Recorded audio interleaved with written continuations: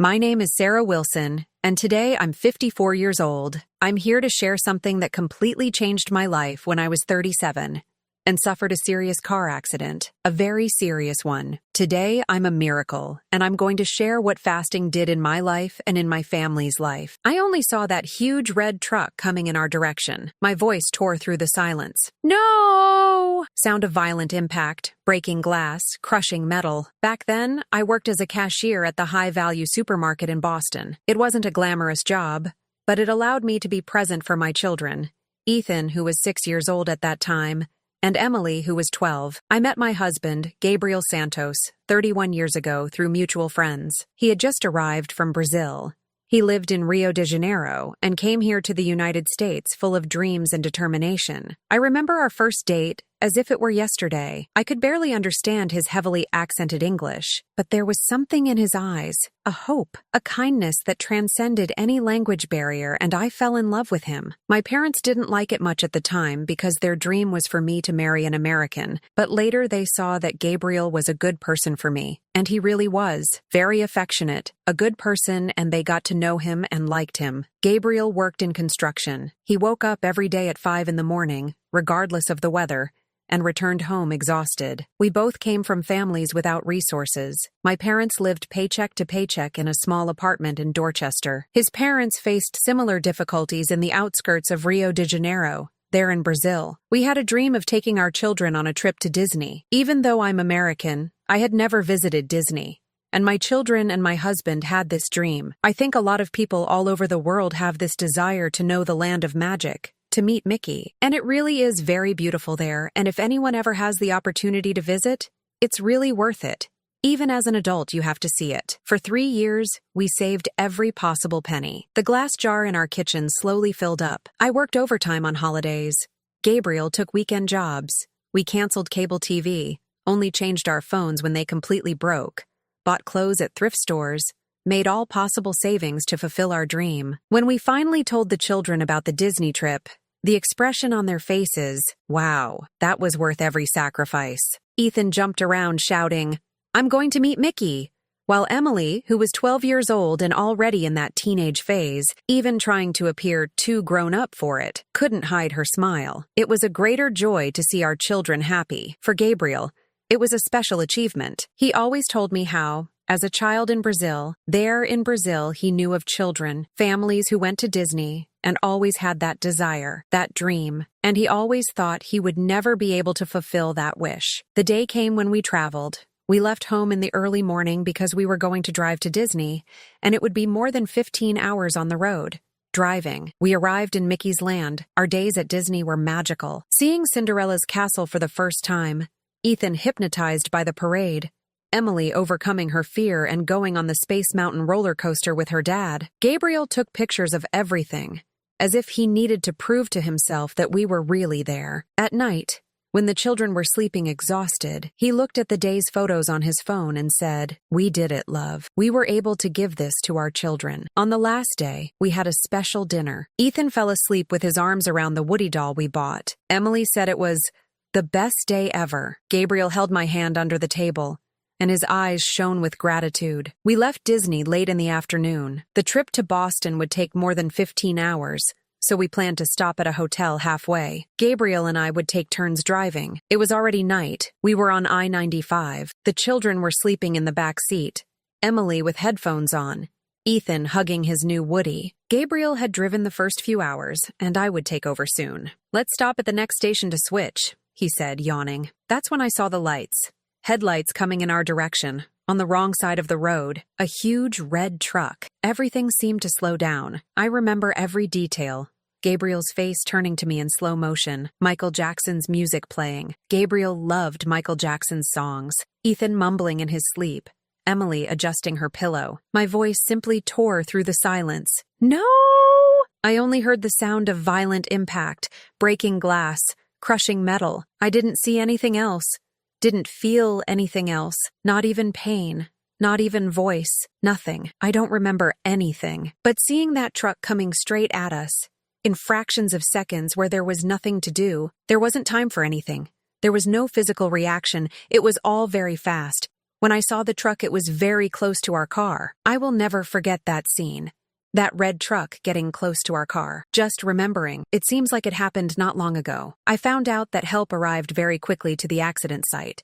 So we had first aid in less than 10-15 minutes. And right there, they identified that I was the most serious case. In fact, very serious. I had 2 cardiac arrests in the first hours after the accident. The doctors quickly revived me both times. Later, they told me that in these moments, I was technically dead for a few minutes each time. I vaguely remember those moments. It was like being submerged in dark waters, hearing distant voices calling me. But nothing compared to what would come next. Gabriel and the children had minor injuries, some fractures, cuts, bruises. After 2 days, they were released from the hospital. But me, my case was serious. Multiple fractures, internal bleeding, head trauma. On the 7th day after the accident, when it seemed like I was stabilizing, it happened. The 3rd cardiac arrest. The one that changed everything. The doctors worked for 14 minutes to bring me back. 14 minutes without heartbeats. 14 minutes technically dead. But for me, they weren't 14 minutes. They were hours. I simply went to another place. I don't know if it was heaven, paradise, or something like that, but it wasn't here on Earth. It wasn't something like we live here. It was another dimension outside of our knowledge. First, I felt as if I was floating above my body. I could see the doctors working frantically. I could see Gabriel in the hallway, being prevented by nurses from entering the room, shouting my name in Portuguese. Then came the tunnel. A sensation of being gently pulled, like a gentle current guiding me forward. When the tunnel ended, I found myself in a place I had never seen before. Not in dreams, not in movies, not in paintings. It was indescribable. There was light everywhere, but it wasn't blinding. The colors were more vivid than anything I've ever seen on Earth. The ground didn't seem solid, but I wasn't sinking. The air, if it was air, seemed like music. I moved in impossible ways. I thought about going somewhere, and I was simply there. It wasn't walking like we do here. It was something supernatural, as if my thought was enough to transport me. That's when I felt the presence. I didn't see him immediately, but I felt it. A peace so deep enveloped me like a mantle. Never in my entire life had I felt anything like it. We here on Earth don't know what true peace is. What we call peace is just the momentary absence of chaos. There, peace was a tangible presence, something that filled every part of my being. Then, he appeared. Jesus. Not like in paintings or movies. He was a luminous presence, partially translucent, so bright that under normal circumstances it would be impossible to look directly at. But there, I could see. He didn't speak with his lips. The voice came from inside my own mind, clear as crystal. Sarah, you are a good woman. Your coming here is temporary. You need to go back. I didn't want to. That place was so wonderful, so perfect. The feeling is of not wanting to come back. It was so beautiful. So, look, it's even difficult to have words to explain. Jesus continued talking to me as we walked, or moved, in an inexplicable way, through that extraordinary place. You have a purpose to fulfill, Sarah. Your family needs you. He talked about fasting, about how I would need to fast for my family when I returned. The words were clear, but the complete meaning escaped my earthly comprehension. I just know that he talked about fasting. I don't know exactly what, but it was something that I needed to fast for my family. Scene 10. The others. I walked many hours through this place. I saw other people, but they didn't talk to each other. But they were happy. They smiled. There was peace. They also walked, but they moved from one place to another in a different way. It's not like we walk here on the streets, on the sidewalk. There everything was different. Scene 11. The touch. Soft music reaching a crescendo. That's when I felt a hand touch my left shoulder. This hand touched when I was with my back turned, so this hand came from behind and touched my shoulders. It touched my left shoulder and I stopped walking, but I couldn't look back and see who it was. But I knew it was Jesus.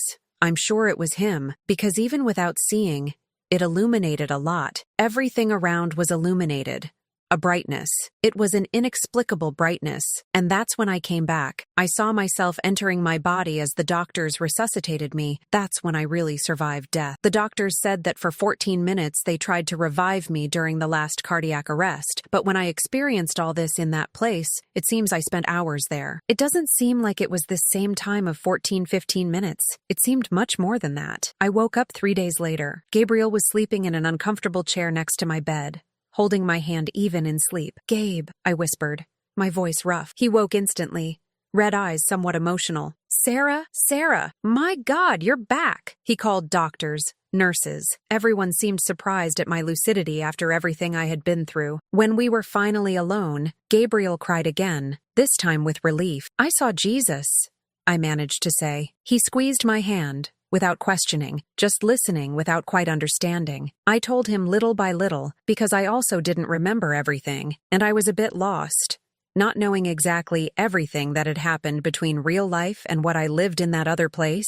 I spent a few more days in the hospital. The injuries, the fractures didn't hurt as much as they should, because I felt peace. I felt value in my life. The fact of being back, just the fact of breathing, changed my perception of life. Sometimes we complain about the mess the kids make, the towel the husband leaves on the bed, or even we complain about having to wash the dishes. But that's what living is.